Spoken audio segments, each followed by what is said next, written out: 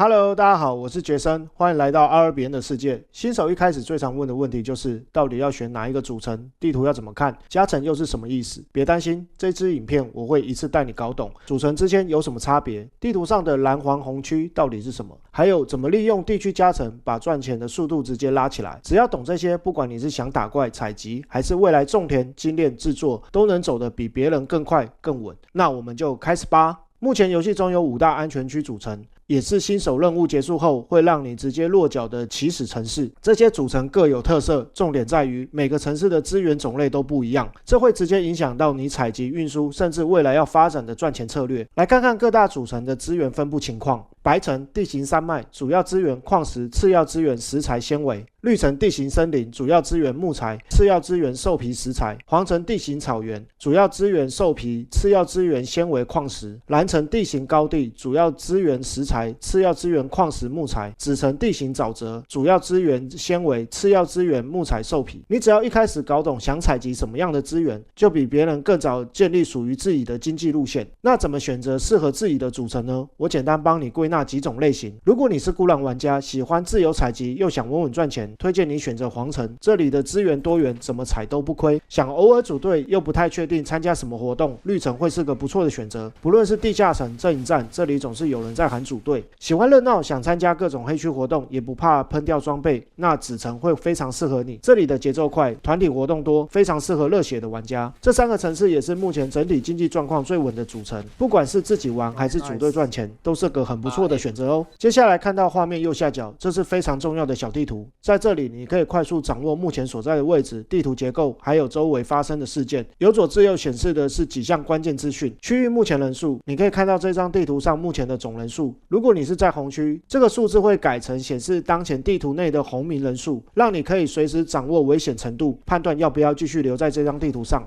所在地图名称显示你现在在哪张地图上，搭配大地图能更快找到路线，规划移动方向。目前所在的分类区域，皇家大陆的地区主要分成3种颜色区域：蓝区、黄区、红区，以及当前游戏时间。这里显示的游戏内的标准时间为 UTC+0， 也就是所谓的格林威治时间。以台湾来说就是 UTC+8， 所以需要自己加8小时来换算成台湾时间。未来如果参加领地战、工程活动，时间公告也都是以 UTC 时间为主哦。再来介绍迷你地图旁边的按钮，隐藏迷你地图，这功能顾名思义就是可以隐藏右下角的小地图。当你需要专心采集、搜寻资讯时，关闭小地图可以让画面变得更干净，视野更清楚，也更容易找到目标。缩放，这个功能可以让你自由缩小地图大小。总共有3种模式可以选择：全区域显示、1/4显示、1/8放大。当你想查看整张地图上的资源分布，可以切到全区模式。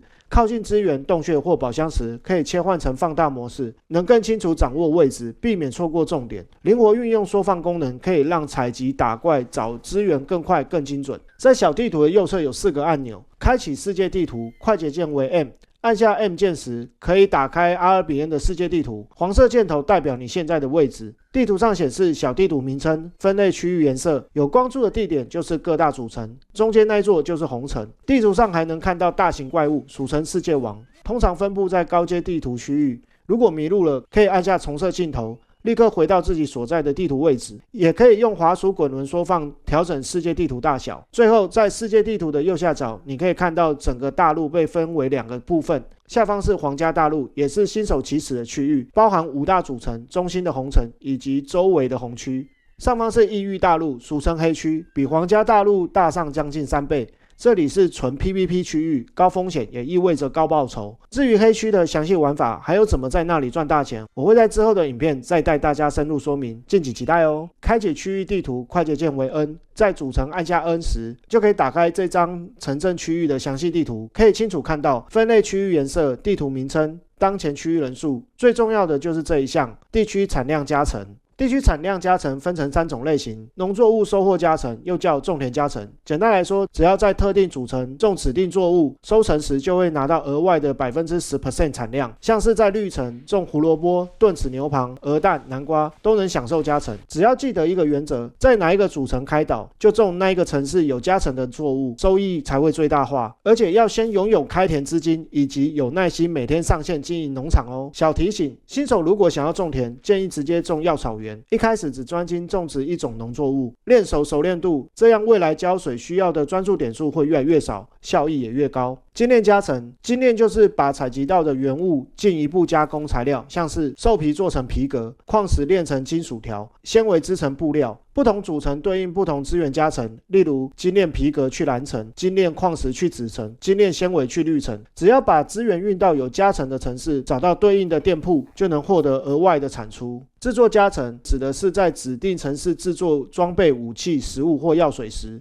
可以获得额外的产出加成。每个组成对应的加成装备类型都不同，选对层次制作能有效提升收益。给新手的一个小提醒，一开始不用急着精炼或制作，前期最好把采到的资源、打到的装备直接卖掉，累积银币资金，等存够钱后再挑一种资源精炼，或选一种装备武器来制作，练熟练度。一定要搭配每日的活动加成与城市加成，一次大量精炼或制作，材料返还才会最大化。总之，新手最重要的是先存银币再谈投资哦。接下来我们来看其他区域地图的资讯差异。皇家大陆的地图主要分成3种颜色区域，蓝区1阶到4阶的地图可以主动开启红名，但无法攻击其他玩家，适合新手安全链等采集资源。黄区5阶到6阶的地图可以主动开红攻击其他玩家，不过 PVP 死亡后只会倒地，不会喷掉身上的装备。红区6阶到7阶的地图可以主动开红攻击任何玩家，而且在红区 PVP 死亡后会全身喷装，只剩下银币、金币和一些不可以交易的物品会保留。在蓝黄红区按下 N， 你会看到地图名称与区域、阵营战争资讯、区域人数、附魔比例、资源种类，最重点的是这个区域加成、战斗声望、银币掉落、战利品加成。我们来快速比较这3个区域的数据。蓝区战斗声望 115%， 银币加成 45%， 战利品加成 25%。黄区战斗声望 140%， 银币加成 35%， 战利品加成 33%。红区战斗声望 230%， 银币加成 160%， 战利品加成 125%。数据告诉我们一件事，红区虽然危险，但奖励真的高出很多。而除了战斗声望之外，还有一个重要的关键指标，附魔比例。地图越靠近中心，越靠近红城，资源的附魔比率也越高，通常能达到 21% 到 22%。这对采集玩家来说非常的重要，想要赚得更多，记得多留意地图上的附魔比率。旅行模式地图快捷键 Shift 加 N， 这个功能会把地图半透明的铺在画面上，让你可以边跑边看地形，不会打断节奏。什么时候最好用？被追杀时，快速找转角岔路，边逃边选路，避免卡死。打怪采集时，不用反复开启小地图移动，施法采集一气呵成。这种功能就像是开启了战斗导航模式，用习惯了，特别是在红黑区，生存率会提升非常多。信号系统快捷键 P 也叫标记点位。用滑鼠点击信号，再点小地图上的位置就能通知大家，或直接按 P 快捷键，地图上就会闪烁你现在的位置，通知队友。什么时候最好用？发现敌人、宝箱或需要支援时，快速标记集合地点，指引队友方向，不用打字。注意，信号会同步通知工会成员、同盟成员、当前队伍成员。如果你和红名组队，但他不是你的工会或同盟，小心别乱打信号，不然可能会误导队友或盟友，一不小心就会变成杀死朋友的事故哦。今天介绍了很多基础功能和资讯，最重要的就是要让大家知道，一定要搭配游戏的加成和活动来规划玩法，经济效益才能最大化。种田精炼制作并不一定保证赚钱，如果没有配合加成，时间成本换算下来，有时候还不如直接打怪赚银币还比较快。这支影片只浅谈了基础数据，真正能让你赚到大钱的方法还有很多，未来影片我一定会一步步带大家深入了解。下期我会介绍黑区的数据与玩法，让你可以清楚比较红区黑区到底差在哪里。另外，新手红区别急着冲，等有一定的银币基础，准备好了3到5套4阶或 4.1 装备以及死亡喷装的心理准备，再去体验也不迟。如果影片里还有什么不懂的地方，欢迎在下方留言告诉我，也欢迎订阅我的频道，多看我的影片哦，让自己越来越强，越赚越多。我是杰森，我们下部影片见，拜拜。